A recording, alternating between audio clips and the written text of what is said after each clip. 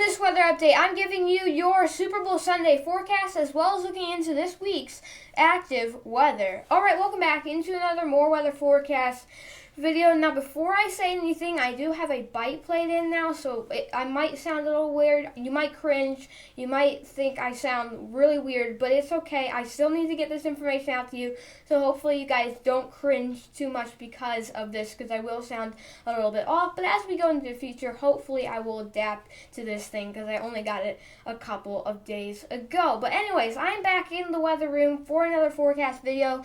Not last week, technically, since it is Sunday, but the week before, I did go to the National Storm Chaser Summit. I posted much of that stuff over on Twitter, but I got to interview Storm Chaser Dr. Reed Timmer. Also went to the Joplin Tornado Memorial. A lot of you guys probably saw those videos on YouTube. If not, go check them out right now. But yeah, I did go to the National Storm Chaser Summit.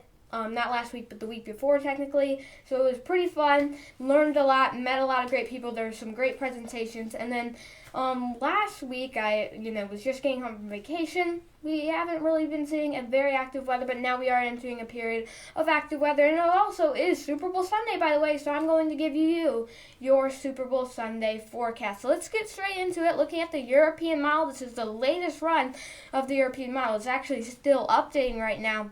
So looking at around 12 p.m. today, we're first going to do your Super Bowl Sunday forecast for the day, and then we're going to look into later on this week. So looking at 12 p.m., we do have inclement weather, some rain, some snow in the higher elevations in the mid-Atlantic and into parts of the southeast right now. We also do have a low-pressure system over here in California, bringing some rain just off the coast and just along the coast. But overall, right now, we don't have much going on. As we go into later today, you can see by the time we go into 6 p.m., this system into the mid-Atlantic is going to go off to the east. We are going to see that rain continue to spread northward and continue to spread eastward, really. This system isn't really going north, it's really going to the east. So we're not expecting this to go up into, say, New England, New York City, Boston. This is going to continue to go to the east, and we are going to continue to get out of that rainfall, say if you're in Atlanta or in your Macon, Georgia, South Carolina, eventually North Carolina as we go into late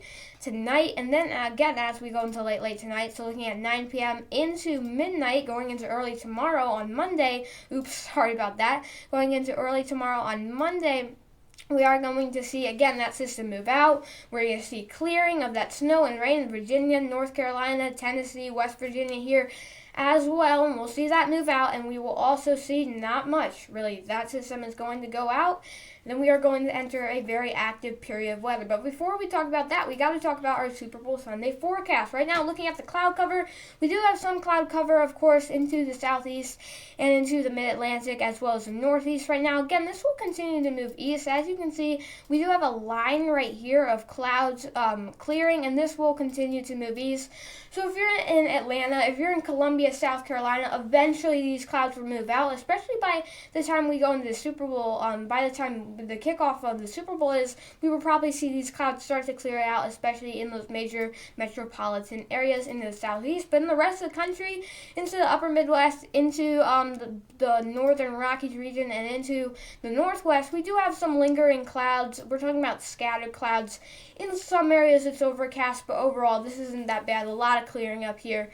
Overall, we're not looking at much. Down towards Arizona, New Mexico, and Texas, of course, in Arizona, the Phoenix Open, and of course the Super Bowl today that's where that's being held there in Phoenix. We don't have much cloud cover, some scattered clouds into California and into southern Texas. So that's what we're looking at right now with cloud cover. Overall, though, across the central United States, into the Midwest, into most of the southeast, but excluding, say, Georgia and South Carolina, Florida and North Carolina, we're really looking at a pretty nice day. And again, down towards Florida, it'll be a nice day, just some scattered clouds that will eventually clear by the time we go into this evening. Now, looking at the temperature forecast for today, these are your high temperatures: 57 in St. Louis. Down towards Dallas, we're talking about 66, 65 in Houston, 76 in Phoenix. That is nice temperature right there.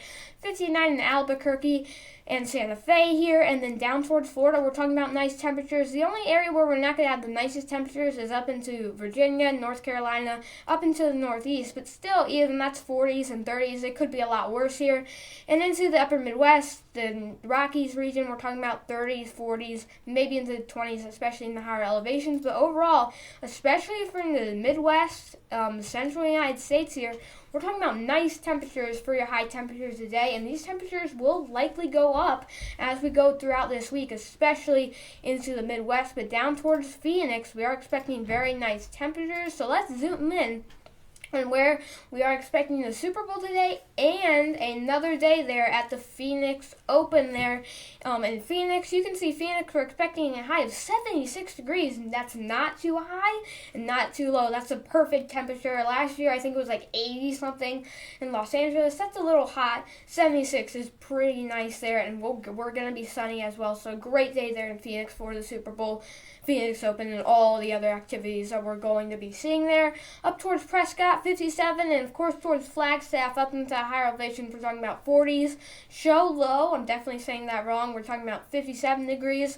Tucson, 76, Casa Grande, 75, Yuma, over towards Yuma, Havasu City, and Las Vegas, we're talking about upper 60s into the lower 70s here. So across Arizona, especially in the Phoenix, Tucson, Casa Grande, Phoenix metropolitan area, we're going to be having a pretty good and nice day today overall throughout Arizona, Phoenix. It's going to be a great day for the Super Bowl, and pretty much like I just showed you with the temperatures and the cloud cover throughout the United States, it's going to be a pretty good day for barbecues, Super Bowl parties, especially outside if you're in the central United States, down towards Texas, Oklahoma, Louisiana, Alabama, Mississippi. It's going to be a pretty nice day out there. So now that we're done with the Super Bowl forecast, we're going to switch over to what we're expecting this week, as we are expecting an active period of weather here. So by the time we go into early Monday tomorrow, that system over here into the mid-Atlantic and the east will continue to move off to the east, bring some rain out to the coast there,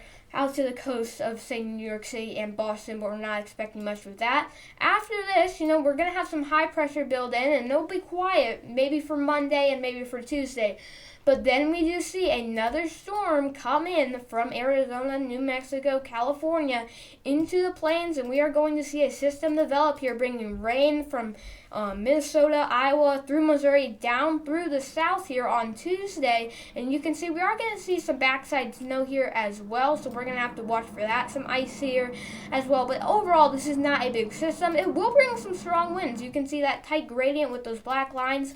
The tighter the gradient, the closer you are usually to the center of the pressure, you're going to have those stronger winds. So this will bring a windy day throughout the upper Midwest and into the Midwest, Ohio Valley here as well. By the time we go on the Wednesday, into early Wednesday, this storm is already making its way on out of here. So looking at 6 a.m. on Wednesday, you can see the storm that started Tuesday in, say, Texas, Oklahoma, is already going to be out of here. So this is another fast-moving storm, as we do have kind of that zonal flow-ish type here, what we call zonal flow, where we just see these storms race across the country. They don't really have time to significantly strengthen here.